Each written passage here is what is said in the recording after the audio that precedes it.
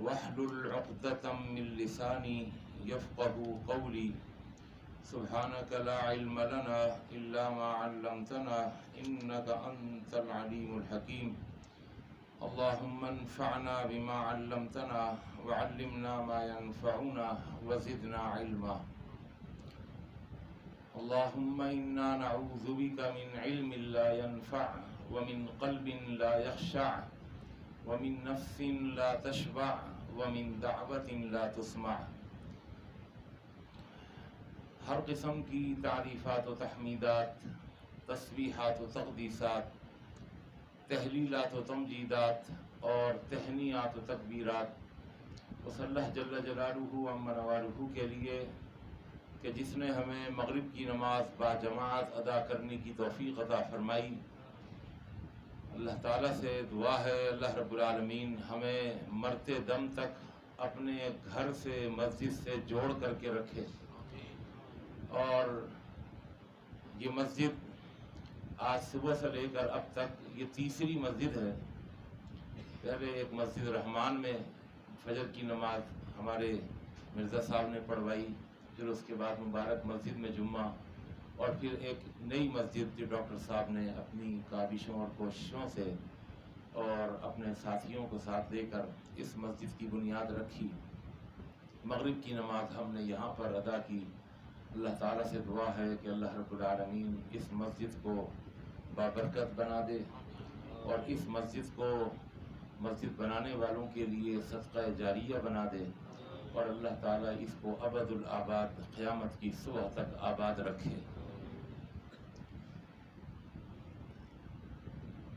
قرآن مجید کا 26واں پارہ 49ویں سورت سورہ حجرات کی آیت نمبر 11، اس کا ایک حصہ آپ کے سامنے تلاوت کیا ہے۔ اللہ تعالیٰ سے دعا ہے اللہ تعالیٰ ہمیں قرآن مجید کا صحیح فہم اور قرآن مجید کی صحیح سمجھ عطا فرما دے۔ کوئی لمبی چوڑی تقریر نہیں ہوگی، چند نصیحت کی باتیں ہوں گی۔ اگر ان نصیحت کی باتوں میں سے کسی ایک بات کو سمجھ لیا اور اس کے مطابق عمل کر لیا تو انشاءاللہ ہمارا یہاں پر بیٹھنا بڑا فائدے مند اور بڑا سود مند ہوگا، اور اگر سن کے سن ہو گئے اور سمجھا نہیں اور پھر عمل نہیں کیا تو پھر یہاں بیٹھنا سب بیکار جائے گا۔ تو لہذا بہت توجہ سے بات کو سننا ہے۔ بہت مختصر سی بات ہوگی، لیکن امید ہے کہ انشاءاللہ آپ جب سنیں گے تو ضرور آپ کا دل چاہے گا کہ ہم اس کے اوپر عمل کر لیں۔ سورہ حجرات کے اس رکوع میں اللہ نے 6 معاشرتی برائیاں بیان کی ہیں۔ وہ 6 معاشرتی برائیاں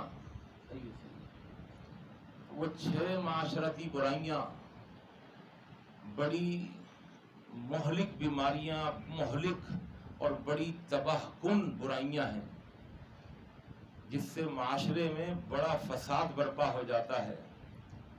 ان برائیوں میں سے ایک برائی کا آج کی اس محفل میں ذکر کروں گا، اور اللہ سے پھر دعا کریں گے اللہ ہم سب کو اس برائی سے بچا لے اور محفوظ فرما دے۔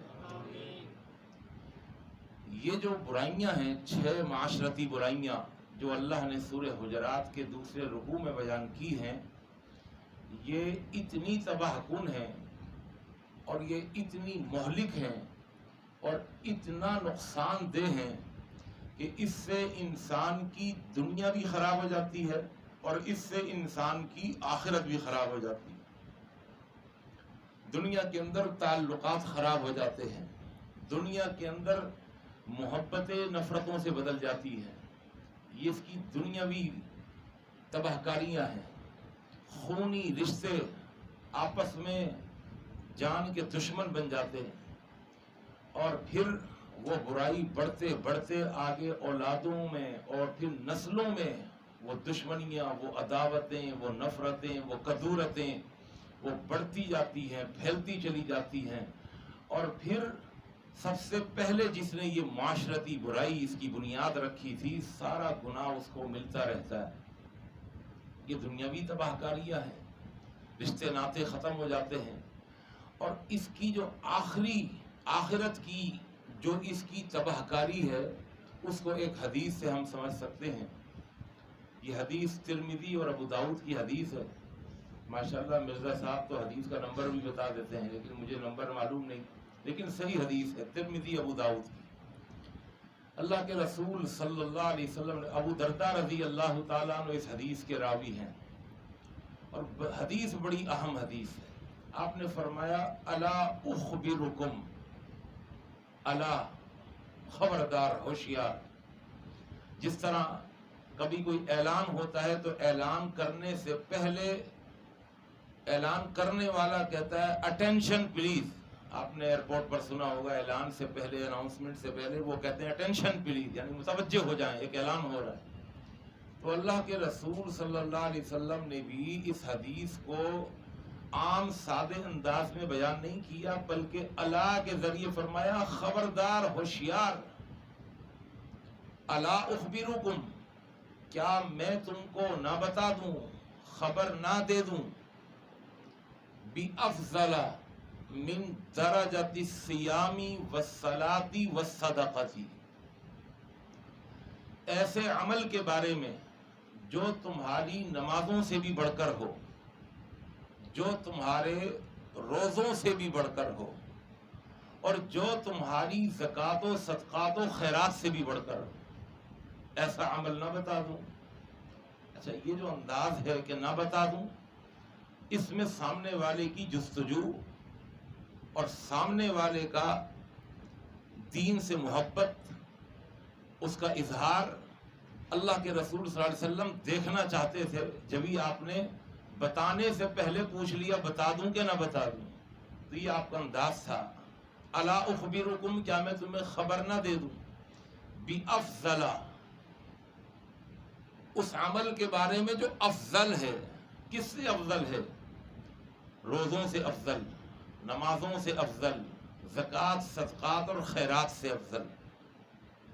اچھا، محدثین بڑی پیاری بات لکھتے ہیں اس حدیث کی تشریح میں کہ اللہ کے رسول صلی اللہ علیہ وسلم نے عبادات کے اندر صرف نمازوں کا ذکر نہیں کیا، صرف روزوں کا ذکر نہیں کیا، صرف زکوٰۃ و صدقات کا ذکر نہیں کیا، بلکہ فرمایا میں تم کو ایک ایسا عمل نہ بتا دوں جس کو اگر ترازو کے ایک پلڑے میں رکھ دیا جائے، جس عمل کو ترازو کے اگر ایک پلڑے میں رکھ دیا جائے تو وہ، اور اس کے مقابلے میں تمہاری نمازوں کو رکھ دیا جائے، پھر بھی وہ عمل بھاری ہو. پھر نمازوں کے ساتھ تمہارے روزوں کو بھی رکھ دیا جائے، پھر بھی وہ عمل تمہارا بھاری ہو. اور نمازیں روزوں کے ساتھ مل کر کے بھی اس کے مقابلے میں ہلکی ہوں، اور پھر اس میں وزن ڈالنے کے لیے تمہارے زکوٰۃ اور صدقات اور خیرات کو بھی رکھ دیا جائے تو پھر بھی تمہارا وہ عمل نمازوں، روزوں اور زکوٰۃوں اور صدقات و خیرات سے بھاری ہو. کوئی عمل ہوگا نا ایسا اتنا بڑا، کیا میں اس عمل کے بارے میں نہ بتا دوں؟ تو صحابہ کرام رضوان اللہ تعالی علیہم اجمعین، انہوں نے تو فوراً کہا اے اللہ کے رسول ضرور بتائیے. وہ کتنا ہی مشکل عمل ہو، وہ کتنا ہی بڑا عمل ہو، جب وہ ہماری نمازوں سے بڑا ہوا ہے، ہمارے روزوں سے بڑا ہوا ہے، جب وہ ہماری زکوٰۃ، صدقات اور خیرات سے بڑا ہوا ہے، وہ ہم کر کے چھوڑیں گے، اس لیے کہ افضل عمل وہی ہے. تو آپ نے وہ عمل جو بتایا، آپ نے فرمایا اصلاح ذات البین.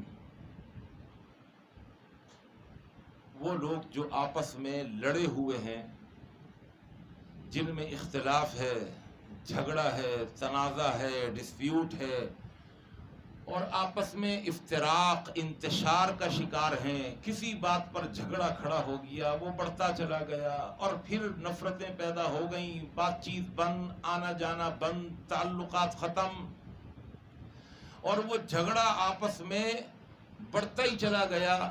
فرمایا اصلاح ذات البین، ان لوگوں کا آپس میں صلح کر لینا، یا کسی کا ان دونوں کے درمیان صلح کروا دینا، یہ اتنا بڑا عمل ہے، اتنا بڑا عمل ہے کہ یہ تمہاری نمازوں سے بھی بڑھ کر ہے. اگر اس کو ترازو کے نیکیوں کے پلڑے میں رکھ دیا جائے اور دوسرے پلڑے میں تمہاری نمازیں، تمہارے روزے، تمہاری زکوٰۃ، خیرات، صدقات کو رکھ دیا جائے تو یہ عمل پھر بھی افضل ہے اور پھر بھی بھاری۔ اصلاح ذات البین۔ اچھا اب دیکھیے، بظاہر آپ کو بھی یہ عمل چھوٹا سا ہی نظر آ رہا ہے نا، ہم تو نماز کو ہی سب کچھ سمجھتے ہیں، اور ویسے ہی جمعہ آج نماز کا ہی بیان ہوا ہے، ہم تو نماز کو ہی سمجھتے ہیں، روزے کو ہی سب کچھ سمجھتے ہیں، ہم تو زکوٰۃ، صدقات اور خیرات کو ہی سب کچھ سمجھتے ہیں۔ لیکن اب یہ عمل اللہ کے رسول صلی اللہ علیہ وسلم فرما رہے ہیں، اور صحیح حدیث ہے، یہ عمل اتنا بڑا کہ نماز اور روزوں کو پیچھے چھوڑ دیا اس عمل نے۔ اب سوال پیدا ہوگا کہ یہ عمل اتنا بڑا کیسے ہو سکتا ہے کہ ہماری نمازیں پیچھے رہ جائیں؟ تو اللہ کے رسول صلی اللہ علیہ وسلم نے جو حدیث کا دوسرا ٹکڑا اور آخری ٹکڑا بیان کیا، اس سے پتہ چلتا ہے کہ یہ عمل اتنا بڑا کیوں ہو گیا۔ اور توجہ کریے گا، اس لیے کہ اچھا خطیب وہ ہوتا ہے کہ جس کا اگلی بات سے پچھلی تعلق اور پچھلی بات کے درمیان ایک تعلق ہو۔ اچھا اسپیکر وہ ہوتا ہے، اچھا بولنے والا وہ ہوتا ہے کہ جس کی گفتگو میں، جس کے جملوں میں، جس کے کلمات میں، جس کے الفاظ میں ایک دوسرے سے تعلق ہو، بے ربط عبارت نہ ہو کہ کہیں کا روڑا کہیں کا پتھر، بات سمجھ میں نہیں آتی۔ تو اللہ کے رسول صلی اللہ علیہ وسلم کی زبان نبوت سے نکلے ہوئے جملے تو اتنے وزنی جملے ہوتے تھے، اور آپ کی بات میں اتنا وزن ہوتا تھا، اور آپ کو تو یہ اوتیت جوامع الکلم آپ کا معجزہ تھا کہ آپ کو دیے گئے ہیں جوامع الکلم۔ جوامع الکلم کا مطلب یہ ہے کہ ایسے جامع کلمات اور ایسے جامع الفاظ کے ساتھ آپ گفتگو فرماتے تھے کہ آپ کے ہر لفظ کا دوسرے لفظ سے ایک ربط ہوتا تھا، جملے کے ہر کلمے کا دوسرے کلمے کے ساتھ ربط ہوتا تھا، ایک جملے کا دوسرے جملے کے ساتھ ربط ہوتا تھا۔ تو اب سننے والی پوائنٹ، سمجھنے والی بات کیا ہے کہ ایک سوال پیدا ہوا اور ہمارے بھی ہوا کہ یہ اصلاح ذات البین اتنا بڑا عمل کیسے بن گیا؟ اللہ کے رسول صلی اللہ علیہ وسلم نے دوسرے جملے سے بتایا کہ یہ اتنا بڑا عمل کیوں بن گیا۔ دوسرا جملہ کیا ہے؟ آپ نے فرمایا فَإِنَّ فَسَادَ ذَاتِ الْبَيْنِ هِيَ الْحَالِقَةُ لَا أَقُولُ إِنَّهَا تَحْلِقُ الشَّعْرَ وَلَكِنْ تَحْلِقُ الدِّينَ۔ یہ ہے اصل جملہ، اب سمجھیے اس کو۔ آپ نے فرمایا بات یہ ہے کہ آپس میں جھگڑا اور آپس میں فساد،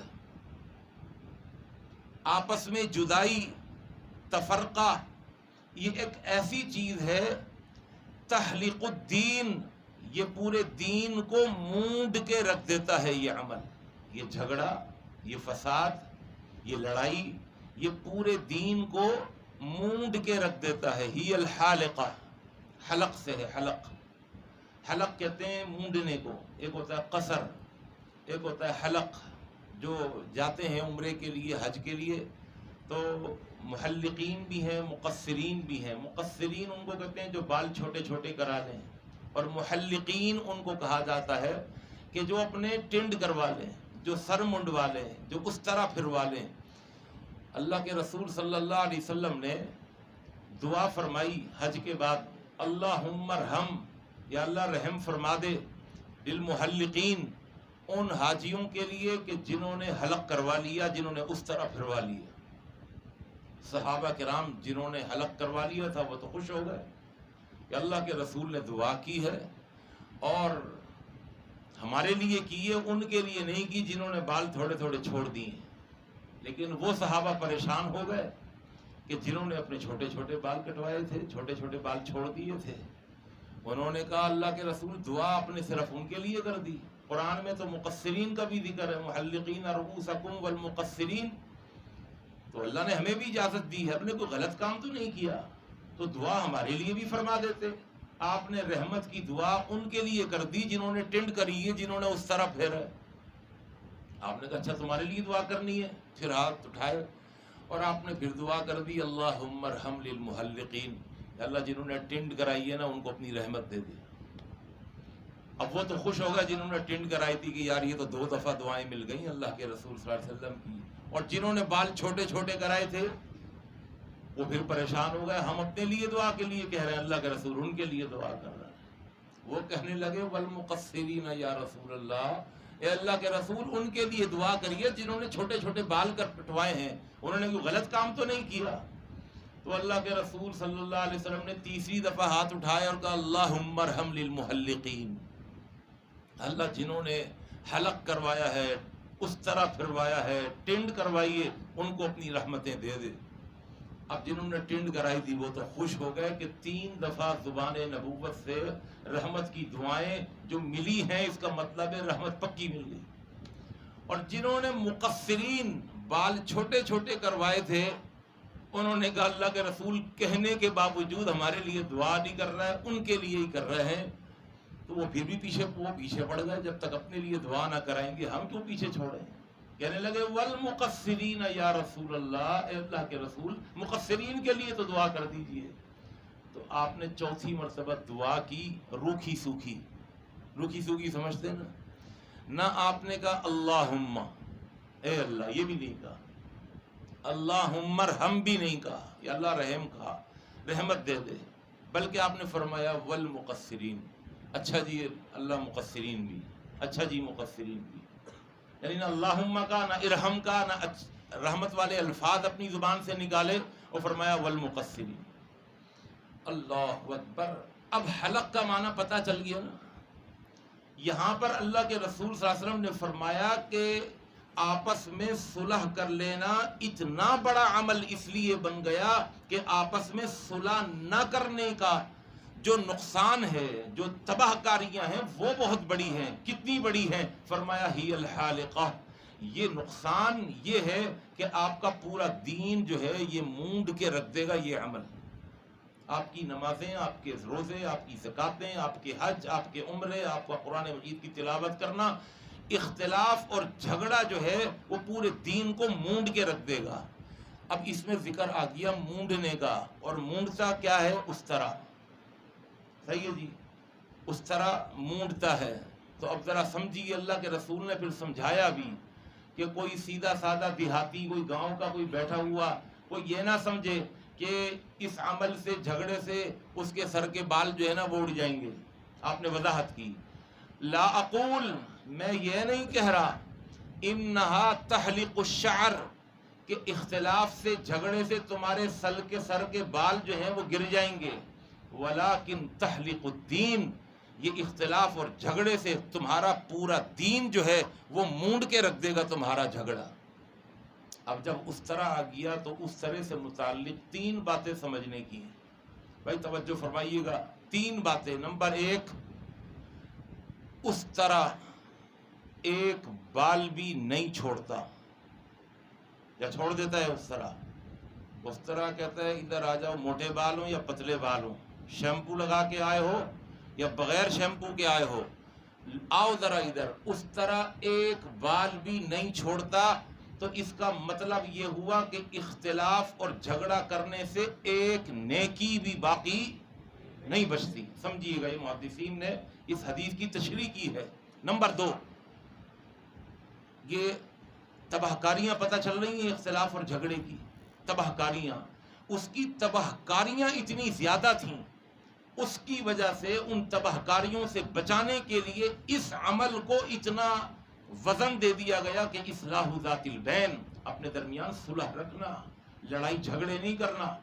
لڑائی جھگڑا ایک گھر کے اندر ہو تو اس گھر کو تباہ کر دیتا ہے، بھائیوں میں ہو، بہنوں میں ہو، وہ کہیں بھی لڑائی جھگڑا ہو، ایک مسجد میں ہو، ایک مدرسے میں ہو، ایک ادارے میں ہو، ایک فیکٹری میں ہو، اختلاف اور جھگڑا پیدا ہوگا تو نحوست آئے گی، اور نحوست آنے کی وجہ سے آپ نے سنا ہے مقولہ کہ یہ کل جو ہے وہ کنووں کو بھی وہ سکھا دیتی ہے، گھروں میں جو کل ہوتی ہے یہ بھی کنووں کو سکھا دیتی ہے۔ میں عرض یہ کر رہا تھا کہ اس طرح کا دوسرا مفہوم، پہلا مفہوم کیا بتایا جی کہ اس طرح ایک بال بھی نہیں چھوڑتا۔ دوسری چیز، اس طرح لگنے کے بعد وہ بال جو اس طرح سے پہلے سر پہ لگے ہوئے تھے ان کی بڑی ویلیو تھی کہ نہیں؟ اس کو کنگا لگا رہے ہیں، شیشے کے سامنے کھڑے ہو کر کبھی دائیں کبھی بائیں، اسے کنڈیشنر لگا رہے ہیں، ہے نا، اور ان بالوں کا بڑا خیال رکھا جا رہا ہے، وہ جڑیں سفید ہو گئی تو دوبارہ کلر لگا لیا، اور یہ بال بس خود سے بڑی خوبصورتی لگتی ہے چہرے پر، کتنی ویلیو ہے نا کیسا. ذرا سا اگر یہ بال جھڑنے لگے کیسی ٹینشن ہوتی ہے، یار میرے بال جھڑ رہا ہے، کوئی آئل بتائیے، کوئی شیمپو، کوئی ایسی دوائی، بال نہ گریں. اللہ اکبر. اس طرح لگنے کے بعد وہ بال جب زمین پر گر جاتے ہیں تو ان کی کوئی ویلیو، کوئی عزت باقی نہیں رہتی. آپ اپنی آنکھوں سے دیکھتے ہیں، نائی نے بال کاٹے، وہ بال جو نیچے گر گئے، جسے ہم اس طرح ہاتھ لگاتے تھے بڑے پیار سے، جسے شیمپو، مہنگا شیمپو استعمال کرتے تھے، لیکن جیسے ہی وہ گر گئے تو گرنے کے بعد ان کی عزت دو کوڑی کی بھی نہیں رہی. ان کو ہاتھ لگانے سے گھن آتی ہے، آتی ہے نہیں آتی، گھن آتی ہے ان کو ہاتھ لگانے سے. ان کو کیا کرتا ہے وہ نائی، ایک لمبا سا ڈنڈا لے کر آتا ہے، آگے برش لگا ہوا ہوتا ہے، اور وہ ان بالوں کو، یہ کون سے بال ہیں، یہ وہی ہیں جو آپ کے سر پہ رکھے ہوئے تھے، بڑی عزت، بڑا مقام، بڑا ادب، بڑا احترام، اور بڑے قیمتی بال، لیکن جب گر گئے اس طرح نے اپنا کام دکھا دیا. تو مونڈنے کے بعد جب گر جاتے ہیں تو وہ برش سے ڈنڈا لگا کر اور برش سے ایک جگہ کر کے ڈسٹ بین میں وہ اٹھا کر کے بال ڈال دیتا ہے.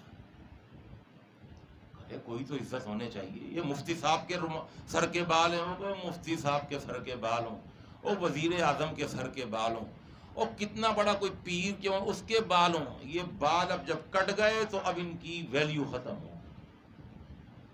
تو پتہ کیا چلا کہ وہ نیک عمل جو اختلاف سے پہلے تھے ان کی بڑی ویلیو تھی، لیکن جب اختلاف کا اس طرح پھرے گا، جھگڑے کا جب اس طرح پھرے گا، تو وہ نیک عمل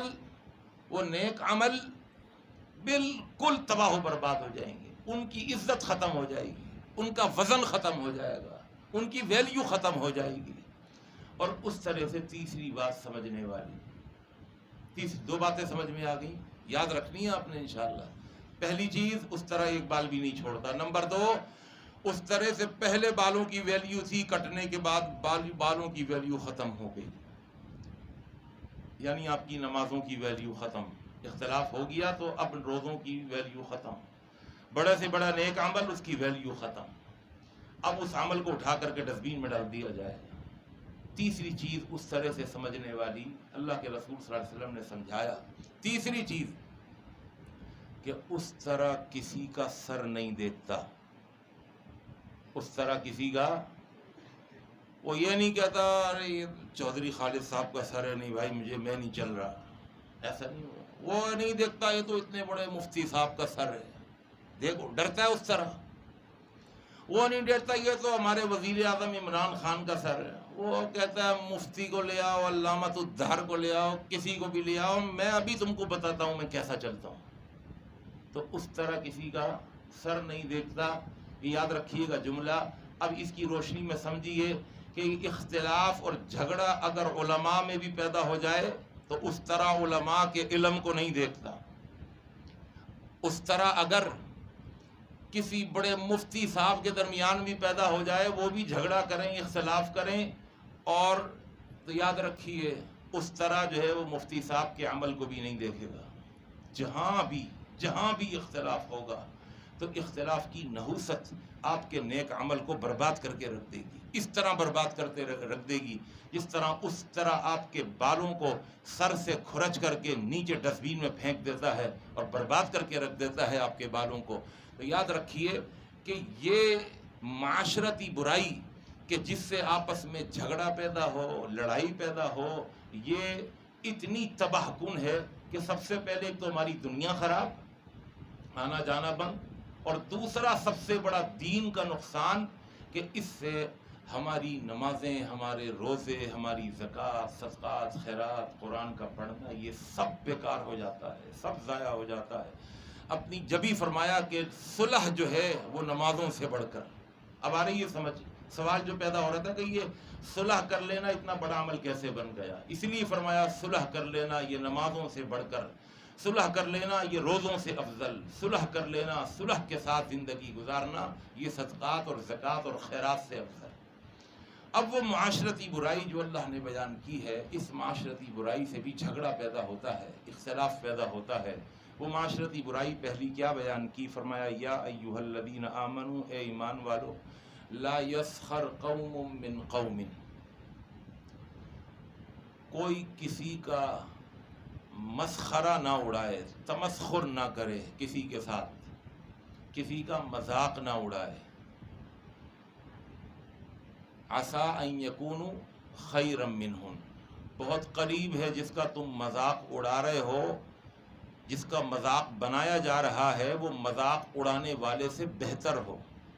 ولا نساء من نساء، اور یہ بیماری عورتوں میں بھی ہے، تو اس لیے عورتوں کو یہاں الگ سے ذکر کر کے فرمایا کہ یہ عورتیں بھی اس بات کا خیال رکھیں کہ آپس میں ایک دوسرے کا مذاق نہ بنائیں۔ اب چونکہ اس آیت کا ترجمہ میں نے آپ کے سامنے بیان کر دیا، اگر میں اس کی تشریح نہ کروں اور حدیث قرآن کی شرح ہے تو بھی ہو سکتا ہے کہ آپ غلط فہمی کا شکار ہو جائیں اور آج سے آپ مذاق کرنا ہی چھوڑ دیں۔ مذاق کرنا انسان کی فطرت میں ہے نا، فطرت میں مذاق کے بغیر تو مزہ ہی نہیں آتا جب تک کہ گھر میں ہنسی مذاق نہ ہو۔ تو یاد رکھیے اس میں مذاق کرنے سے منع نہیں کیا جا رہا، کسی کا مذاق بنانے سے منع کیا جا رہا ہے، یعنی کسی کا شرعی حدود میں رہتے ہوئے مذاق کیا جا سکتا ہے۔ آپس میں مذاق کریں شرعی حدود میں رہتے ہوئے، مثلا اس میں جھوٹ نہ ہو، مذاق میں جھوٹ نہ ہو۔ شرعی حدود میں رہتے ہوئے کا مطلب یہ ہے کہ کسی کی عزت کا جنازہ نہ نکل رہا ہو، یعنی جس کا آپ مذاق بنا رہے ہیں، اس کا تو عزت کا جنازہ نکل گیا، کوئی موقع محل نہیں دیکھا اور آپ کو مذاق کی سوچ رہی ہے اور اس کی عزت جو ہے وہ ختم ہو رہی ہے، خاک میں مل رہی ہے۔ مذاق شرعی حدود میں رہ کر کے کیا جا سکتا ہے، اس کی بہت ساری مثالیں موجود ہیں۔ مثلا بخاری اور مسلم کی حدیث ہے، اللہ کے حضرت انس رضی اللہ تعالیٰ عنہ راوی ہیں، کہتے ہیں میرا بھائی تھا، اس کا نام تھا عمیر، اور اس نے ایک پالی ہوئی تھی نغیر، نام تھا صحابی کا عمیر، اور انہوں نے ایک پالی ہوئی تھی نغیر۔ نغیر کہتے ہیں وہ فاختہ ہوتی ہے، مینا، فاختہ مینا آپ نے دیکھا ہوگا، کبوتر سے چھوٹا ہوتا ہے، چڑیا سے بڑا ہوتا ہے، پنجاب سائیڈ میں بہت ہوتی ہیں فاختہ، بوگی بھی شاید کہتے ہیں، ایسا کوئی اس کا نام ہے، کیا کہتے ہیں پتہ ہی نہیں کچھ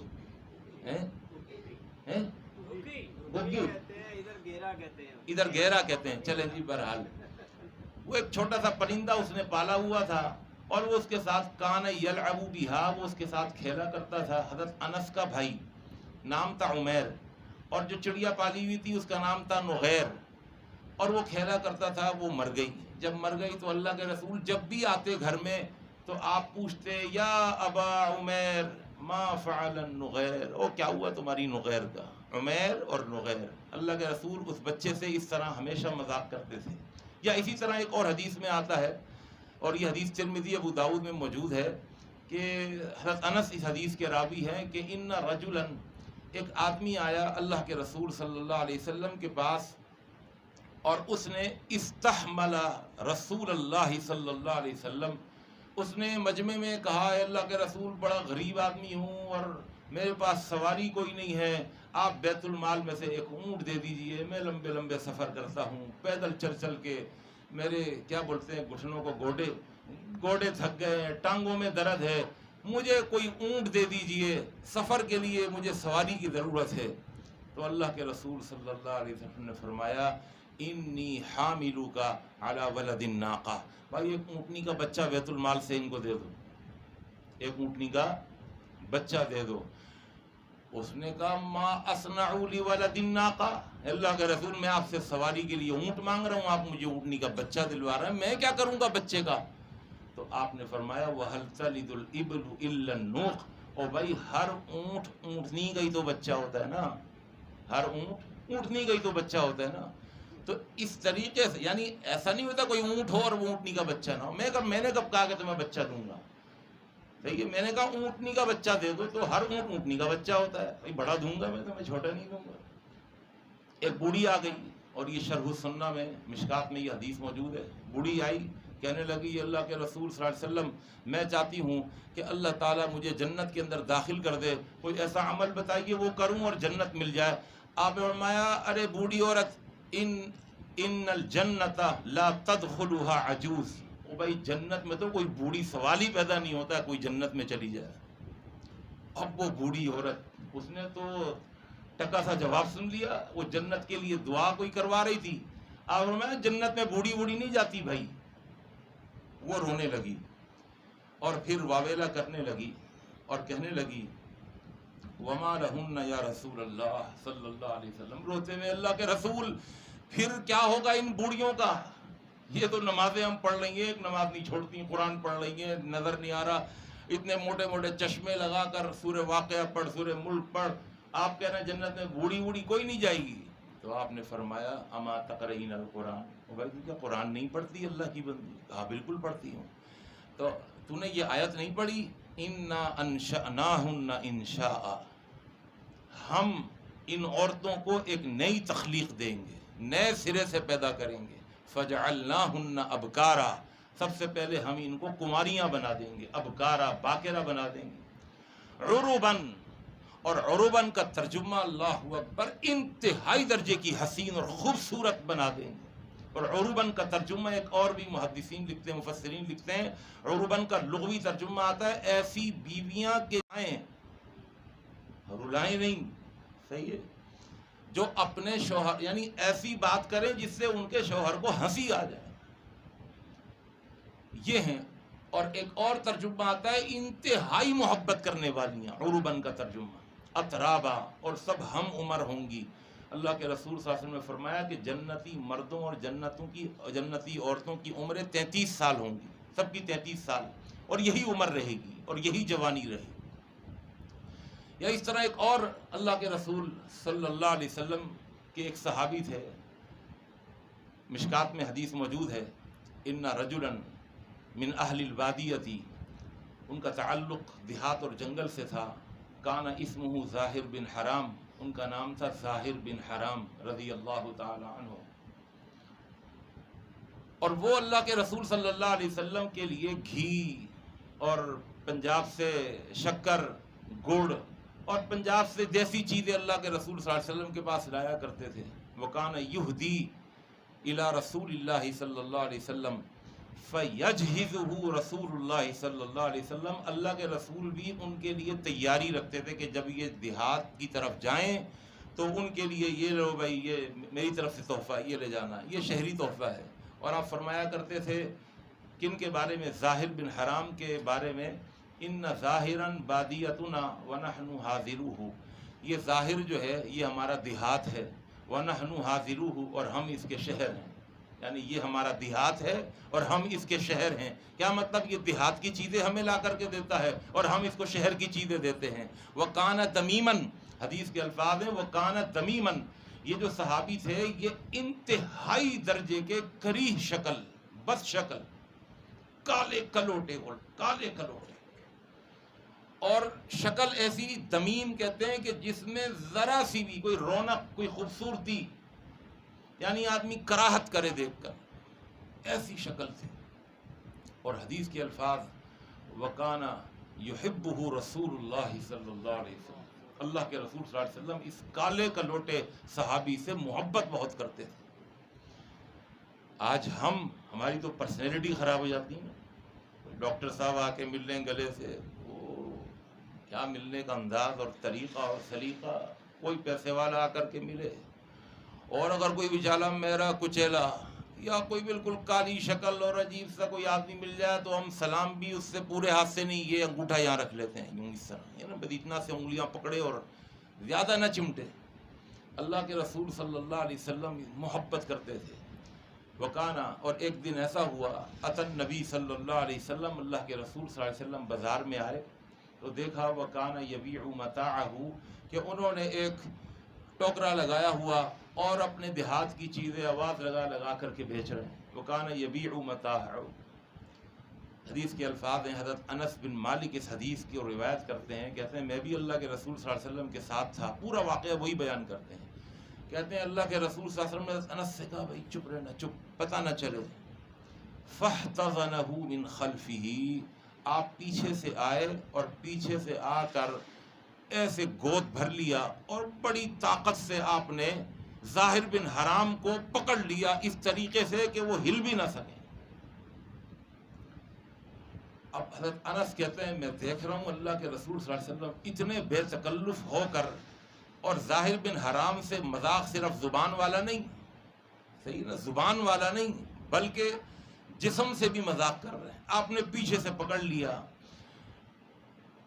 اور اس طرح پکڑا من حیث لا یبصرہ، اتنی طاقت سے پکڑا کہ وہ اللہ کے رسول صلی اللہ علیہ وسلم کو دیکھ بھی نہیں پا رہے تھے۔ وہ گردن ادھر گھمائیں تو اللہ کے رسول ادھر منہ کر لیں، وہ ادھر گھما کر کے دیکھیں کہ کس نے پکڑا ہے تو اللہ کے رسول ادھر منہ کر لیں۔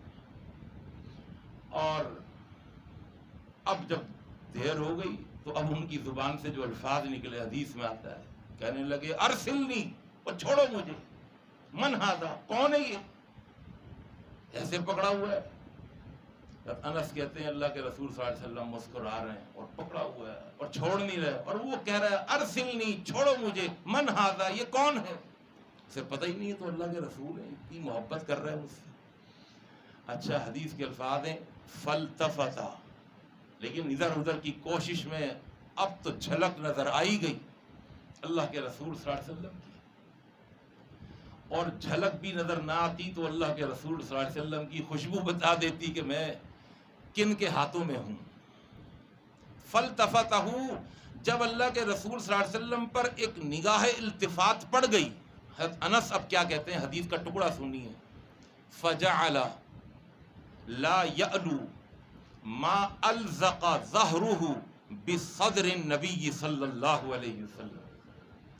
حضرت انس کہتے ہیں اس سے پہلے تو وہ چھڑانے کی کوشش کر رہے تھے، لیکن جب پتہ چلا کہ اللہ کے رسول نے اتنی بے تکلفی سے پکڑا ہوا ہے، فجعل، شروع ہو گئے، لا یعلو، اب کوتاہی نہیں کر رہے تھے کس کام میں، فجعل لا یعلو ما الزق ظہرہ بصدر النبی صلی اللہ علیہ وسلم، اب اپنی کمر کو اللہ کے رسول کے سینے کے ساتھ خوب چمٹا رہے ہیں، پہلے تو چھڑا رہے تھے اور جب پتہ چلا اللہ کے رسول ہیں تو اب ان کی کوشش یہ ہے کہ اللہ کے رسول اسی طرح ہی پکڑے رہیں اور اپنی کمر کو خود اللہ کے رسول کے سینے کے ساتھ چپکا رہے ہیں۔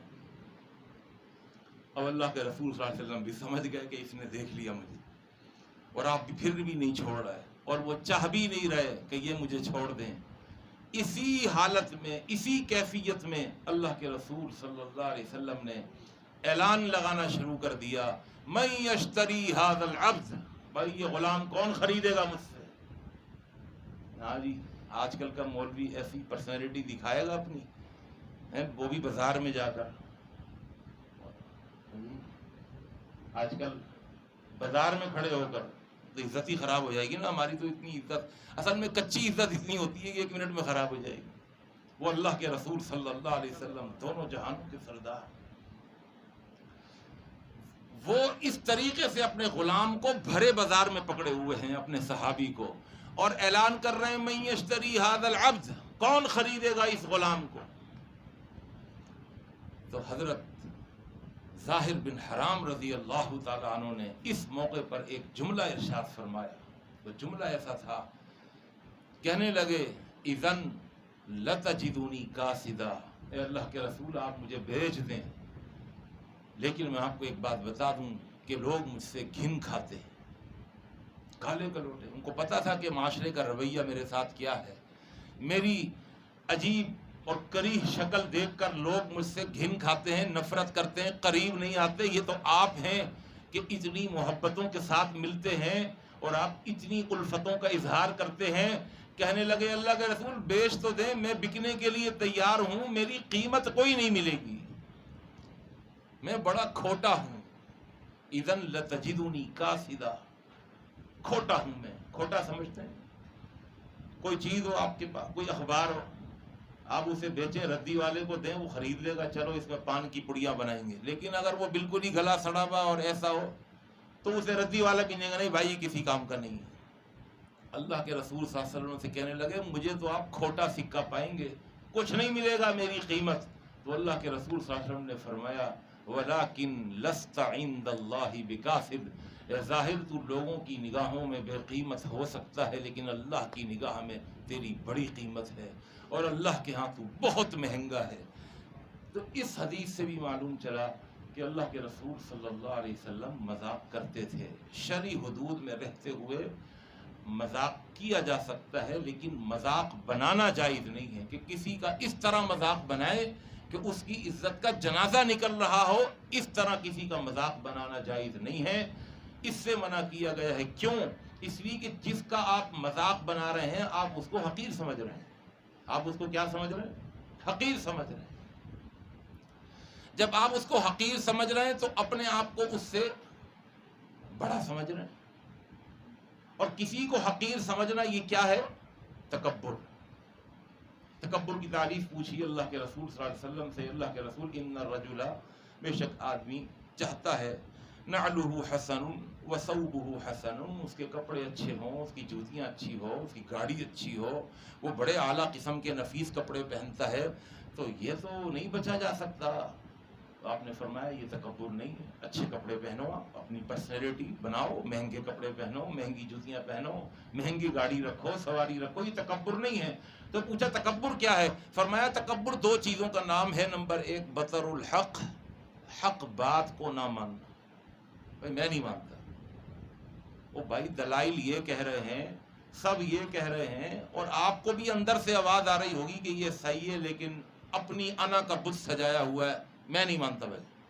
بطر الحق، حق بات کو نہ ماننا، اور دوسری چیز وغمت الناس، لوگوں کو حقیر سمجھنا۔ لوگوں کو حقیر سمجھنا یہ ہے تکبر۔ اور آپ نے فرمایا کہ آدمی کے من حسب امرئ شر، آدمی کے برا ہونے کے لیے یہ کافی ہے کہ ان یحقر اخاہ المسلم، صحیح مسلم کی حدیث ہے کہ وہ اپنے مسلمان بھائی کو حقیر سمجھنے لگے۔ تو کسی کو حقیر نہیں سمجھنا چاہیے، اس لیے کہ اگر کوئی مومن ہے، ایمان والا ہے، تو وہ حقیر ہو ہی نہیں سکتا۔ بلکہ ایک موقع پر، کس موقع پر کہ 9 ذی الحجہ کی تاریخ، اللہ کے رسول صلی اللہ علیہ وسلم اونٹنی پر سوار ہیں، اور آپ نے صحابہ کرام کے ٹھاٹھے مارتے ہوئے سمندر سے 3 سوال کیے، کون سا دن ہے؟ سب کہنے لگے 9 ذی الحجہ کا دن ہے۔ آپ نے فرمایا کون سا شہر ہے؟ کہا یہ بلد حرام، یہ مکہ مکرمہ کا شہر۔ آپ نے تیسرا سوال کیا کون سا مہینہ ہے؟ کہا یہ حرمت والا مہینہ ہے۔ تو آپ نے فرمایا سنو، ان 3 حرمتوں کے حوالے سے 3 باتیں سن لو۔ آپ نے فرمایا ان من احرم الشہر، ان من احرم الشہور، تمام حرمت والے مہینوں کے اندر سب سے زیادہ حرمت والا مہینہ یہ ذی الحجہ کا مہینہ ہے۔ حرمت والے مہینے کتنے ہیں جی؟ 4 ہیں۔ کون کون سے؟ ذی القعدہ، ذی الحجہ، محرم اور ایک رجب۔ لیکن ان 4 حرمتوں والے مہینوں میں ذی الحجہ کی حرمت سب سے زیادہ ہے۔ ان من احرم الحرامی، تمام حرمتوں والے مہینوں کے اندر سب سے حرمت والا مہینہ وہ یہ مہینہ ہے جس مہینے میں تم کھڑے ہوئے ہو اور حج جیسی عبادت ادا کر رہے ہو۔ پھر آپ نے فرمایا ان من احرم البلد بلدکم ھذا، تمام حرمت والے شہروں میں سب سے زیادہ حرمت اور عزت والا جو شہر ہے وہ مکہ ہے۔ پھر آپ نے فرمایا ان من احرم الایام یومکم ھذا، تمام حرمت والے عزتوں والے دنوں میں سب سے زیادہ عزت والا دن آج کا دن ہے، 9 ذی الحجہ۔ تو 3 حرمتوں اور 3 عزتوں کا ذکر کرنے کے بعد فرمایا اے میرے صحابہ سنو، الا خبردار، ان دماءکم و اموالکم و اعراضکم، 3 چیزیں، تمہارا خون، تمہارا مال، و اعراضکم، تمہاری عزتیں ایک دوسرے کے اوپر حرام ہیں۔ کس طرح حرام ہیں؟ کحرمت یومکم ھذا، جس طرح آج کا دن حرام ہے تم پر، فی شہرکم ھذا، جس طرح یہ مہینہ حرام ہے، فی بلدکم ھذا، جس طرح یہ شہر حرام ہے، جس طرح اس شہر کی حرمت، جس طرح اس دن کی حرمت، جس طرح اس مہینے کی حرمت، اسی طرح ایک مومن کی عزت کی حرمت بھی ایسی ہے، اس کے مال کی حرمت بھی ایسی ہے۔ اس کا مال نہیں ہڑپ کرو، اس کا مال اسی طرح حرمت والا ہے۔ اس کا خون، اس کا مال اور اس کی عزت حرام ہے، جس طرح ان کی حرمتیں میں نے تمہیں بتائیں۔ اور حضرت عبداللہ ابن عمر رضی اللہ تعالیٰ عنہ فرماتے ہیں کہ میں اللہ کے رسول کے ساتھ جا رہا تھا، کان رسول اللہ صلی اللہ علیہ وسلم یطوف بالکعبہ، کعبہ کا طواف کر رہے تھے کہ طواف کے دوران آپ نے فرمایا، او اللہ کے گھر، ما اعظمک، کتنا عظیم ہے تو، وما اعظم حرمتک، اور تیری حرمت اور عزت کتنی عظیم ہے، وما اطیبک، اور کتنا پاکیزہ ہے تو، وما اطیب ریحک، اور تیری خوشبو کتنی پاکیزہ ہے۔ یہ کس کو کہہ رہے ہیں؟ خانہ کعبہ کو۔ اور آپ نے پھر ایک جملہ ارشاد فرمایا، آپ نے فرمایا والذی نفس محمد بیدہ، مجھے قسم اس ذات کی جس کے ہاتھ میں مجھ محمد کی جان ہے، لحرمت المؤمن عند اللہ اعظم من حرمتک، ایک مومن کی حرمت اور عزت اللہ کی نگاہ میں تیری حرمت اور عزت سے بھی زیادہ ہے۔ تو لہذا کسی کا مذاق نہ بنائیں، اگر جس کا آپ مذاق بنا رہے ہیں اگر اس کی حرمت اور عزت اللہ کی نگاہ میں زیادہ ہے تو کل قیامت کے دن آپ تکبر کرنے والوں کے ساتھ کھڑے ہو جائیں گے۔ اور تکبر کرنے والوں کے بارے میں اللہ کے رسول صلی اللہ علیہ وسلم نے فرمایا کہ مجھے اپنی عزت کی قسم ہے کہ میں تکبر کرنے والے کی کمر توڑ کے رکھ دوں گا، فقط قسمتہ، میں اس کی کمر توڑ کے رکھ دوں گا۔ اللہ سے دعا ہے اللہ رب العالمین مجھے اور آپ کو، ہم سب کو اس برائی سے بچائے اور محفوظ رکھے، آپس کے جھگڑوں کو ختم کریں۔ پوری تقریر کا خلاصہ یہ ہے، جھگڑے ہو گئے ہیں، لڑائیاں ہو گئی ہیں، جھک جائیں، آپ معافی مانگ لیں، غلطی آپ کی نہیں ہے لیکن آپ جھک جائیں تاکہ آپ کے جھکنے سے جھگڑا ختم ہو جائے۔ آپ آگے بڑھ کے سلام کر لیجئے، وہ گھر نہیں آتے، آپ گھر چلے جائیں، آپ اپنی غلطی مان لیں، اگرچہ آپ سے غلطی نہیں ہوئی لیکن آپ اپنی غلطی مان لیں تاکہ جھگڑا ختم ہو جائے۔ اس جھکنے سے عزت اور بڑھ جائے گی، اس لیے کہ اللہ کے رسول صلی اللہ علیہ وسلم نے زبان نبوت سے فرمایا تھا من تواضع للہ رفعہ اللہ، جو اللہ کے لیے جھک جاتے ہیں اللہ اس کو بلند کر دیتے ہیں۔ اللہ کے لیے جھکیے گا، لیکن اللہ کے لیے۔ اور اللہ کہتا ہے دانا زمین میں اپنے آپ کو فنا کر دیتا ہے لیکن میں اس کو فنا نہیں ہونے دیتا، میں اس کی فنا کو بقا سے بدل کر اسے واپس نکالتا ہوں۔ جتنا نیچے جھکیں گے اتنا اوپر جائیں گے، عمارت جتنی اونچی جاتی ہے وہ پہلے اتنی نیچے جاتی ہے، تیر جتنا پیچھے جاتا ہے اتنا آگے جاتا ہے، آگے جانے کے لیے پیچھے جانا پڑتا ہے، اوپر جانے کے لیے نیچے جانا پڑتا ہے، عزت حاصل کرنے کے لیے بظاہر تھوڑی سی ذلت برداشت کرنی ہوتی ہے، اللہ ذلت کو عزت سے بدل دیتے ہیں۔ اللہ سے دعا ہے اللہ مجھے اور آپ کو، ہم سب کو عمل کی توفیق عطا فرما دے۔ وما علینا الا البلاغ، والسلام علیکم ورحمۃ اللہ۔